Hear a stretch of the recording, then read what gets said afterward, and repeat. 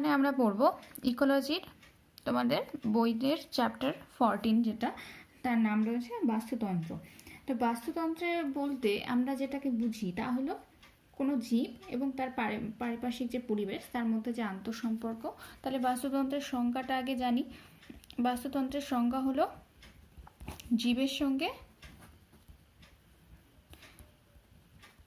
পরিবেশ পারিপার্শ্বিকের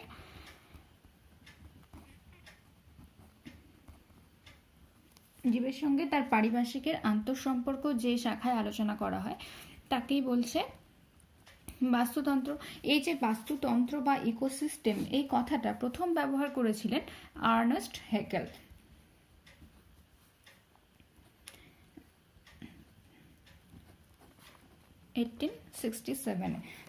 আর এই যে ইকোসিস্টেম কথাটা, ইকোলজি টার্মটা যেটা, সেটা প্রথম ব্যবহার করেন আর্নেস্ট হ্যাকেল। আর ইকোসিস্টেম বা বাস্তুতন্ত্রের নামই হলো ইকোসিস্টেম। এই ইকোসিস্টেম কথাটা প্রথম ব্যবহার করেছিলেন এজি ট্রান্সলে। এই নামগুলো মনে রাখবে, শর্ট কোশ্চেনের জন্য খুব গুরুত্বপূর্ণ হয়। হিসেব মতো দেখতে গেলে ইকোলজি আমাদের পড়া শুরু হয়েছে 1867-এ, কিন্তু ইকোসিস্টেম বা বাস্তুতন্ত্র সম্পর্কে ধারণা যদিও ছিল, কিন্তু তাই নামটা এলো 1955-এ। হিসেব করে দেখো, প্রায় 100 বছরের ধাক্কা। এবার ইকোসিস্টেমের যে প্রথমেই দেখবে এখানে কি কি রয়েছে, জীব রয়েছে এবং পারিপার্শ্বিক। অর্থাৎ এবার পারিপার্শ্বিকটা কি দিয়ে গঠিত, তার একটি জীবের আশপাশে কি থাকতে পারে, আরও অন্যান্য জীব থাকতে পারে, এছাড়া পরিবেশের অন্যান্য উপাদান যেগুলো অজীবজ উপাদান সেটা থাকবে। তাহলে বাস্তুতন্ত্র কি নিয়ে গঠিত, জীবজ উপাদান এবং অজীবজ উপাদান। তো বাস্তুতন্ত্রের পড়ার সময় আমাদের অজীবজ উপাদানগুলো জানা থাকা জরুরি, তাহলেই জীবের সঙ্গে তার আন্তঃসম্পর্কটা বোঝা যায়। এবার বাস্তুতন্ত্র প্রাকৃতিক হয়, কখনো কৃত্রিমও বানানো হয়। কৃত্রিম বাস্তুতন্ত্র কেমন, যেমন আমরা যখন শস্য খেতে চাষ করি তখন সেখানেও কিন্তু একটা বাস্তুতন্ত্র গড়ে ওঠে, সেটা হয় মানে কৃত্রিম বাস্তুতন্ত্র, যেটা প্রকৃতি সৃষ্টি করেনি, চাষ তো আমরা করেছি। এবার বাস্তুতন্ত্র বিভিন্ন স্থানে বিভিন্ন রকম, যেমন জলের বাস্তুতন্ত্র হতে তাহলে সেটা জলজ বাস্তুতন্ত্র, আর স্থলে হলে সেটা স্থলজ বাস্তুতন্ত্র। স্থলজের মধ্যে আবার ভাগ রয়েছে মরুভূমি অঞ্চল, যেখানে বরফে ঢাকা থাকে সেরকম অঞ্চল। এবার আমরা বাস্তুতন্ত্রের বেশিরভাগ উপাদানগুলো কি, উদ্ভিদের সংখ্যাটা বেশি, অর্থাৎ তারা হলো অটোট্রফ বা স্বভোজী। আর দ্বিতীয় যে উপাদান রয়েছে তারা বেশিরভাগই নিজেদের খাদ্য তৈরি করতে পারে না। তাহলে জীবজ উপাদানের মধ্যে জীবজ উপাদানগুলি রয়েছে, যে সেই জীবজ উপাদানগুলির মধ্যে প্রধান ভাগগুলো হলো স্বভোজী, আর রয়েছে যাদেরকে বলে অটোট্রফ, আর রয়েছে পরভোজী। পরভোজী কারা, যারা অন্যের ওপর খাদ্যের জন্য নির্ভর করে, তাদেরকে বলে হেটেরোট্রফ। এই হেটেরোট্রফদের বিভিন্ন কনজিউমারে ভাগ করা হয়। আগের চ্যাপ্টারে তোমাদেরকে বলেছিলাম যে পরভোজীদের মধ্যে ভাগ রয়েছে। পরভোজীদের মধ্যে কি রয়েছে, প্রাথমিক খাদক বা প্রাইমারি কনজিউমার, সেকেন্ডারি কনজিউমার, আর কি রয়েছে মাইক্রো কনজিউমার, আর এছাড়া যারা রয়েছে সর্বভোগ। মাইক্রো কনজিউমার কারা ছিল, মাইক্রো কনজিউমার মানে যারা ডিকম্পোজার, অর্থাৎ প্রকৃতির বিভিন্ন জীব যখন মারা যায় তাদেরকে পরিবেশে আবার বিভিন্ন উপাদানগুলো ফিরিয়ে দেওয়ার জন্য যারা সেই উপাদানগুলোকে ভেঙে ফেলে তাদেরকে বলে মাইক্রো কনজিউমার, যেমন বিভিন্ন ব্যাকটেরিয়া, ছত্রাক। এবার ইকোসিস্টেমের উপাদানগুলির মধ্যে যে আন্তঃসম্পর্ক রয়েছে, যেমন উৎপাদক কারা না, উদ্ভিদরা। তারপর রয়েছে খাদক, আর রয়েছে বিয়োজক ও অজীবজাত বস্তু। এরা হলো একটি বাস্তুতন্ত্রের প্রধান উপাদান। তাহলে উপাদানগুলো কি কি, উৎপাদক যারা স্বভোজী 1 নম্বরে, 2 নম্বরে কি রয়েছে খাদক, যারা উৎপাদন যারা করে তাদেরকে খেয়ে বেঁচে থাকে। আর তারপর রয়েছে 3 নম্বরে বিয়োজক, অর্থাৎ মৃত্যুর পর সমস্ত উপাদানকে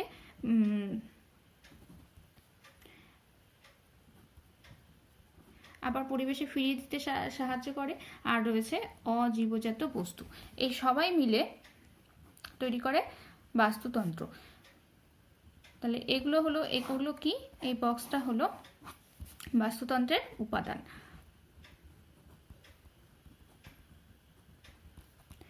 এবার বাস্তুতন্ত্রের কয়েকটা উদাহরণ দেখি। এই উদাহরণগুলো ছোটবেলাতেও পড়েছে। যেমন একটি পুকুরের বাস্তুতন্ত্র। পুকুরে কারা থাকে? উৎপাদক হিসেবে কারা থাকে? উৎপাদক হিসেবে থাকে পুকুরের বাস্তুতন্ত্রের ক্ষেত্রে ফাইটোপ্ল্যাঙ্কটন রয়েছে। তারপর রয়েছে পুকুরে কি কি গাছ দেখা যায় সেটা ভাবো। কিছু শৈবাল দেখা যায়। তারপর পুকুরের পাড়ে যে সমস্ত গাছ থাকে সেই সমস্ত গাছ, তারপর কিছু অর্ধ ডুবন্ত গাছ, তারপর কিছু ডুবে থাকা গাছ, কিছু ভেসে থাকা গাছ, এই সমস্ত রয়েছে। যেমন ভেসে থাকা গাছের মধ্যে কচুরিপানা রয়েছে। অর্ধ ডুবন্ত অবস্থায় যেটা রয়েছে, তোমাদের ইকোলজিক্যাল সিরি যখন পড়িয়েছিলাম, হাইড্রোসিরির মধ্যে সাবমার্সড উদ্ভিদের মধ্যে দেখেছিলে সেরাটোফাইলাম ছিল। আর যেগুলো কিছু রয়েছে উদ্ভিদ যারা মাটি থেকেই পুষ্টি সংগ্রহ করে কিন্তু পাতাগুলো উপরে ভেসে থাকে, যেমন নীলাম্ব বা পদ্ম ইত্যাদি। তো পুকুরের বাস্তুতন্ত্রের মধ্যে উৎপাদক হিসেবে অনেক উদ্ভিদ দেখতে পাই। এবার খাদক কারা? পুকুরের বাস্তুতন্ত্রের মধ্যে খাদক হলো ছোট মাছ, যেমন ফাইটোপ্ল্যাঙ্কটনকে খাচ্ছে। তারপর গৌণ খাদক রয়েছে, প্রগৌণ খাদক রয়েছে, আবার সর্বোচ্চ খাদক রয়েছে। সর্বোচ্চ খাদকগুলো বেশিরভাগই কি হবে? যারা বড় মাছগুলো বা ছোট মাছগুলোকে ধরে খায়। মাছকে কারা খায়? কিছু বাজ পাখি রয়েছে তারা খায়, ঈগল রয়েছে, সারস রয়েছে যারা এদেরকে ধরে খাচ্ছে। এবার প্রাথমিক খাদকের মধ্যে কয়েকটা টার্ম তোমাদের খুব জানা জরুরি। পুকুরের বাস্তুতন্ত্রের প্রাথমিক খাদকের মধ্যে প্রাথমিক খাদকে যারা রয়েছে, 1 নম্বরে রয়েছে জু প্ল্যাঙ্কটন। এই জু প্ল্যাঙ্কটনের কিছু উদাহরণ দেখে রাখবে। জু প্ল্যাঙ্কটন কারা? অ্যামিবা রয়েছে যারা ফাইটোপ্ল্যাঙ্কটনকে খায়, প্যারামিসিয়াম রয়েছে, আর কিছু ডিনোফ্ল্যাজেলেট রয়েছে, আর রয়েছে ডিনোফ্ল্যাজেলেট। জু প্ল্যাঙ্কটন হয়ে গেল, এরা হলো প্রাথমিক খাদক। এছাড়াও আরেকটা টার্ম রয়েছে, সেটা হলো নেকটান। তোমাদের পরীক্ষায় চলে আসে মাঝে মাঝে। নেকটান কি? তো নেকটান হলো বিভিন্ন প্রকারের জলজ পতঙ্গ ও পতঙ্গদের লার্ভা। জলজ পতঙ্গ ও তাদের লার্ভা।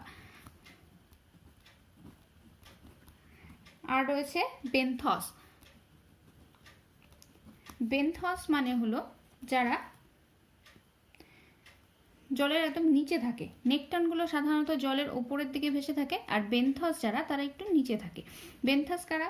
বেনথস যেমন শামুক, ঝিনুক, এগুলো দেখবে সবসময় জলে ডুবে থাকে। এরা জলে ভাসতে কিন্তু খুব কম দেখা যায়।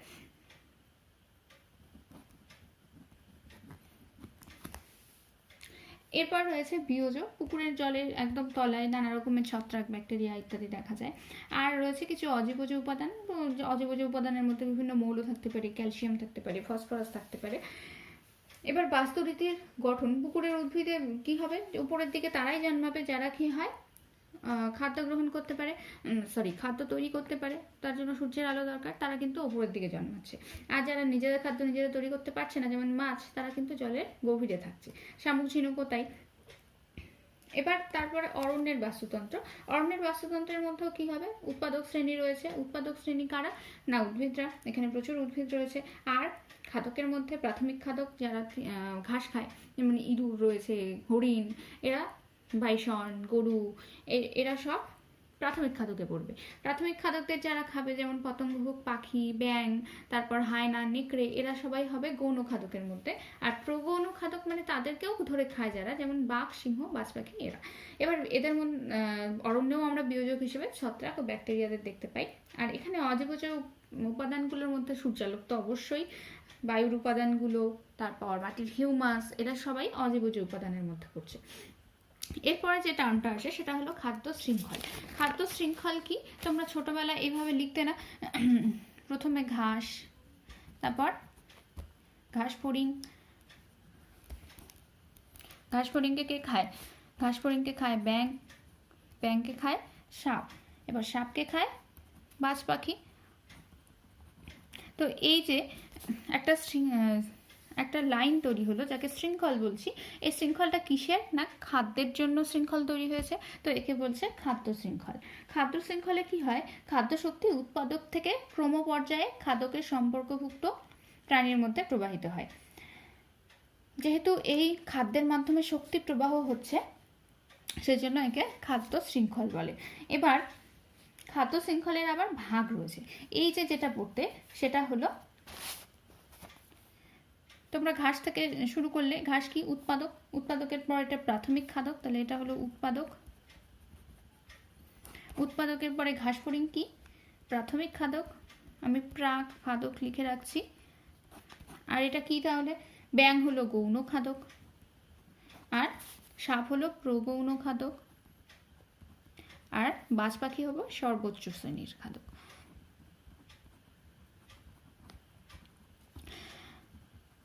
এবার এই যে যেখানে ঘাস থাকবে তাহলে সেই স্থানে আমরা এই শৃঙ্খলটা দেখতে পাবো। এই খাদ্য শৃঙ্খলটা কোথায় দেখবো? এই খাদ্য শৃঙ্খলটা দেখবো ঘাস জমিতে। তাহলে একে বলে গ্রেজিং খাদ্য শৃঙ্খল। গ্রেজিং মানে কি? ঘাস খাওয়া। সে গ্রেজিং খাদ্য শৃঙ্খলে এই ঘাস জমিতে যে খাদ্য শৃঙ্খলটা দেখা যায় সেটা দেখতে পাবো। এরপর রয়েছে পরজীবী খাদ্য শৃঙ্খল। পরজীবী কারা? যারা অন্যের উপর নির্ভর করে বেঁচে থাকে, যেমন সবুজ উদ্ভিদ। তাহলে নামটা লিখি, পরজীবী খাদ্য শৃঙ্খল। অর্থাৎ এখানে কোনো না কোনো পরজীবী খাদ্য শৃঙ্খলের মধ্যে ঢুকে আছে। একটা উদাহরণ দেখলেই তোমাদের পরিষ্কার হয়ে যাবে।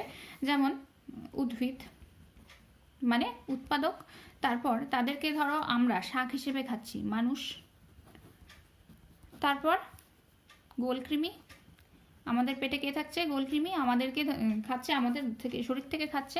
তাহলে এটা হয়ে গেল কিন্তু এই ক্ষেত্রে গৌণ খাদক, যদিও মানুষ কিন্তু সর্বভুক। আমি একটা সাধারণ উদাহরণ দিলাম। এছাড়া আরো উদাহরণ রয়েছে, যেমন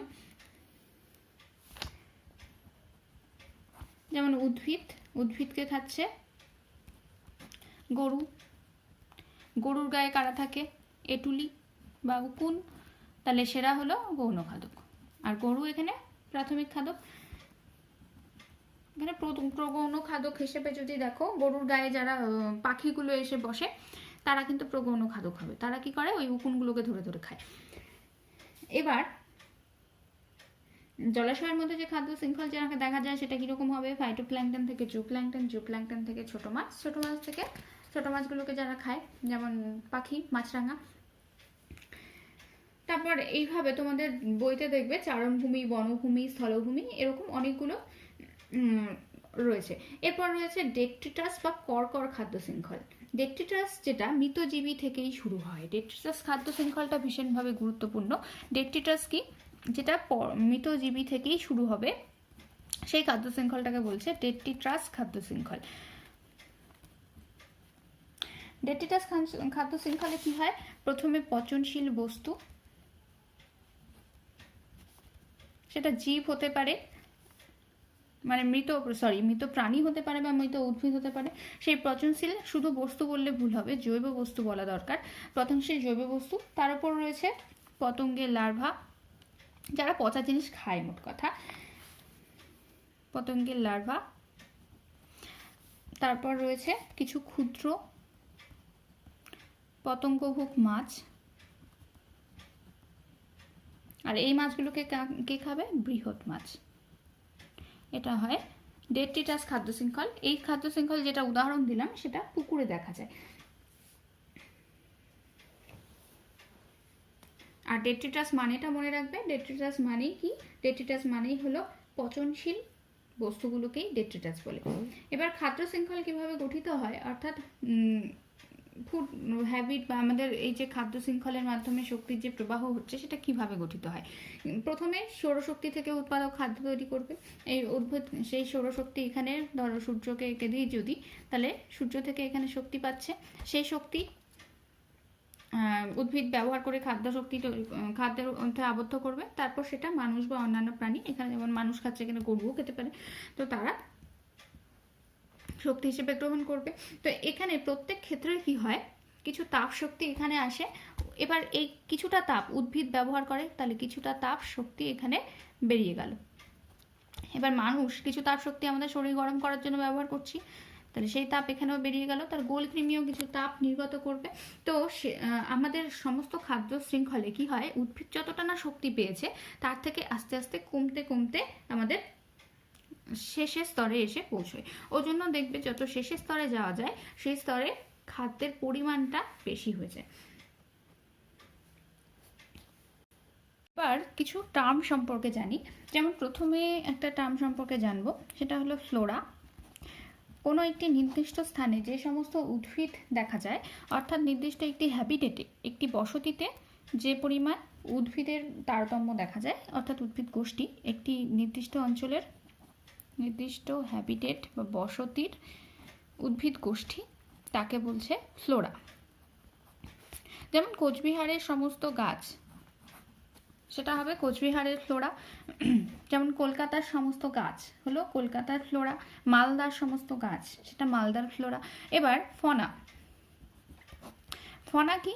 কোনো একটি নির্দিষ্ট বসতির কি হবে না, ফনা হলো সেখানকার প্রাণী গোষ্ঠী।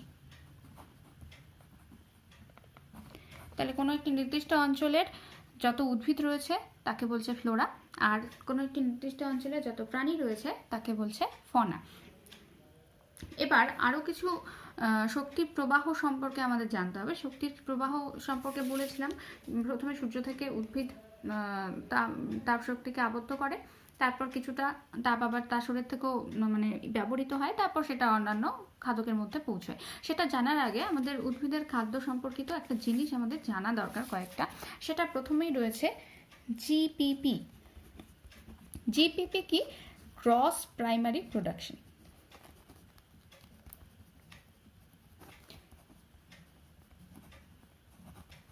গ্রস প্রাইমারি প্রোডাকশন কি? ধরো একটি উদ্ভিদ রয়েছে, সেই উদ্ভিদের ওপর সূর্য থেকে যতটা শক্তি আসছে সেই শক্তিকে ব্যবহার করে ও কি করলো, সেই শক্তিকে কাজে লাগালো।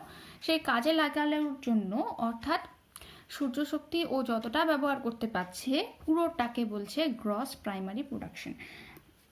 তাহলে গ্রস প্রাইমারি প্রোডাকশনের যদি সংজ্ঞা দিতে যাই তাহলে কি বলবো? সৌরশক্তি থেকে প্রাপ্ত শক্তিকে কাজে লাগিয়ে যতটা উৎপাদন সম্ভব হয় একটি উৎপাদকের পক্ষে, তাকে বলে গ্রস প্রাইমারি প্রোডাকশন। এবার গ্রস হলো সেটা প্রাথমিক উৎপাদন। এবার ধরো একটা চিনির কলের উদাহরণ দিই। অনেক চিনি তৈরি হয় ওখানে, মেশিনের মাধ্যমে চিনি তৈরি হয়।